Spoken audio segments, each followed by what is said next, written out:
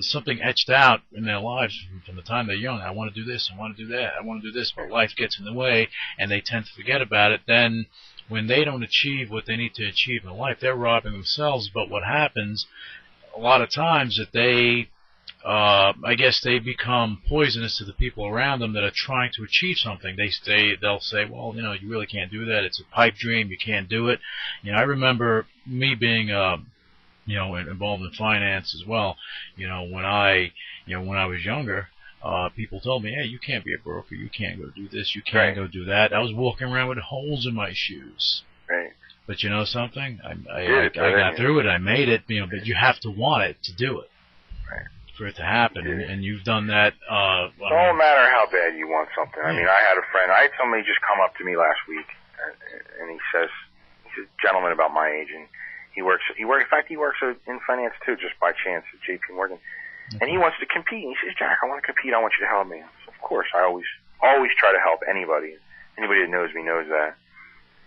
So he sits down. We start talking. He says, well, I got this christening to go to, and I'm going to eat at this wedding, and he goes, what do I do about that? And I just looked at him. I said, what do you mean, what do you do about that? There is no eating at the christening. There is no eating at the wedding.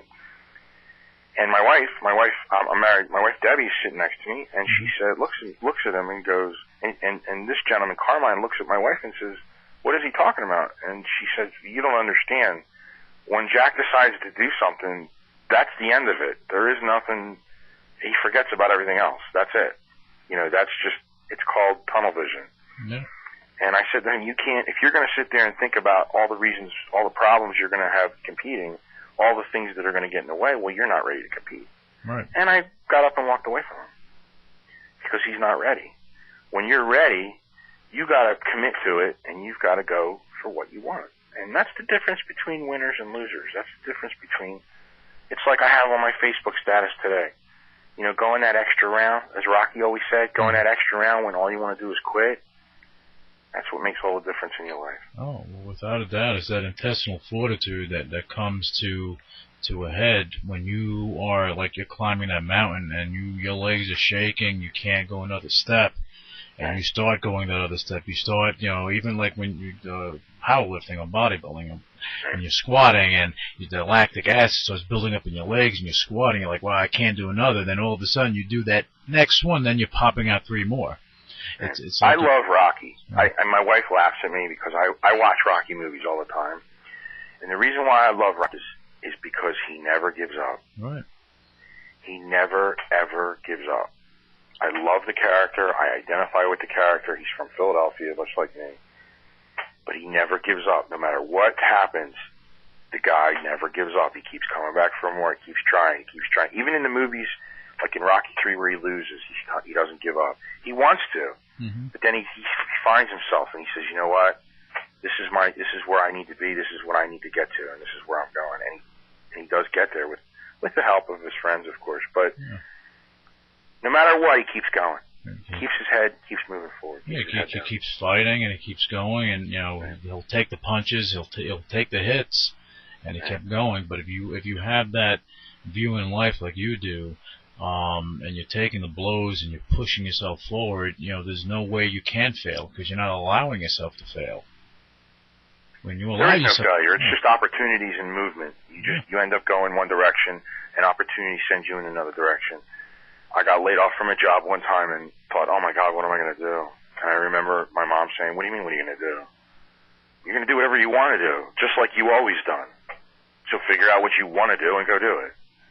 And that's exactly what I did. And ended up in a better place. See, no one can throw you on the right path like Mama. I mean. Oh yeah, well, my mother's always been, my biggest fan, and she's always been, my biggest believer. And she's also seen me do some, pretty crazy things too. So she has a lot of, I don't know if the word's respect for me, but she believes in my abilities. She believes in her son. She believes in what you have, and she knows what you're made of, and that's what it comes down to. She knows that you can go and do anything you want to do. Even at this point, you can do anything you want to do. You can go, you can probably make it all the way to the Olympia if you wanted to, if you go on the IFBB route. Anything you want to put your mind to, you can do, and I get that vibe, and I know that.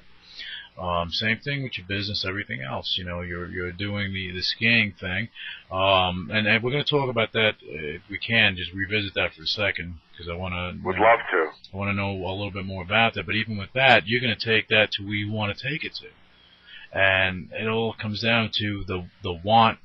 And I actually have a place that I already know where I want to be with that too. Believe it or not, well, I already have a whole path. Then you're gonna tell us if you want to. You know, you can share with us what you want to, what you can share with us with that, because I think, you know, like a lot of people that are listening to this interview, this is not just about bodybuilding. It's about a journey.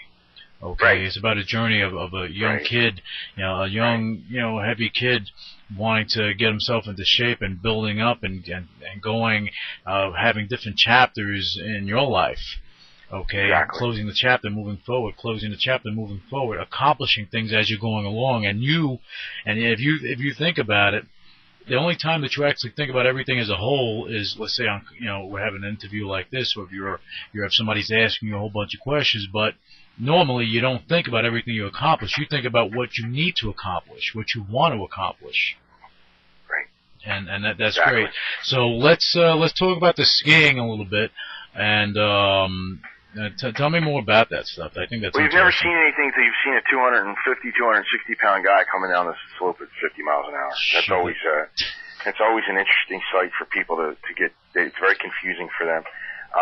Confusing that if they're anywhere near you, they're hugging onto a tree. Forget about that. You know, I have a friend who's on Faith, my friend Coley, and he skis with me all the time, and he always says, "Jack, watching you ski it's a confusing thing, but it's a beautiful thing, because you know I'm an accomplished skier. I've skied a long time, and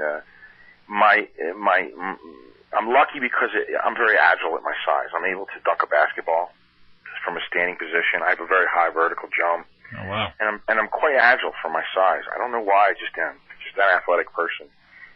So I'm able to use my strengths in my, you know, to my benefit on skis. And skiing, of course, involves mostly your quads. And if you've ever seen my quads, I'm able to really do a lot on skis. So I mean, I've been skiing since I was 8. Okay.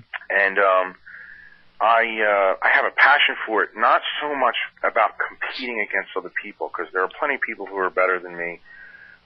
It's really about me in the mountain and doing what I want to do, and taking the risks and going way beyond the envelope, pushing way beyond the envelope that I can do. And what I'm doing now is I raced in a couple races last winter, just joking around, and won. Mm-hmm. And was noticed by some people, so I got involved in what's called NASTAR, which is like an amateur racing program. But the other thing I do really is on my own, which is the big mountain skiing. I was lucky enough to meet some people on Facebook who are professional skiers, mm-hmm. people like Seth Morrison and Chris Anthony, who are real idols of mine, who I watch. In fact, as I'm sitting here doing this interview, I'm watching a movie called Storm by Warren Miller. Okay. And I'm watching Seth Morrison ski right now down an Alaskan peak. So what I'm going to be doing this year is, among my other private excursions, I'm going to be going to Portillo, Chile, mm-hmm. in August to ski with Chris Anthony and some other big-time professional skiers in the Andes Mountains, the opposite season there. Wow. And what I'm hoping to do, I don't know if it's going to happen or not, I don't know if it's going to happen this year, I really want to break into being filmed by one of these filmmakers like Warren Miller. I would love to get into an extreme skiing movie.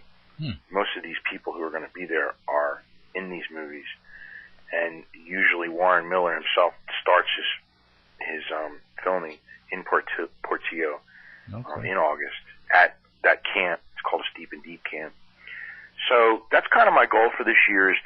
I'm going to be traveling the world this year skiing. I'm going to be going to Utah and Canada again, and be going helicopter skiing there as well, and then Chile, and then next year I'm going to be going to Chamonix, France, which is probably the most dangerous skiing in the world. 50-degree slopes. Wow. There's no lawsuit rules, there's no liabilities in Europe, so the places you can ski are limitless. there's a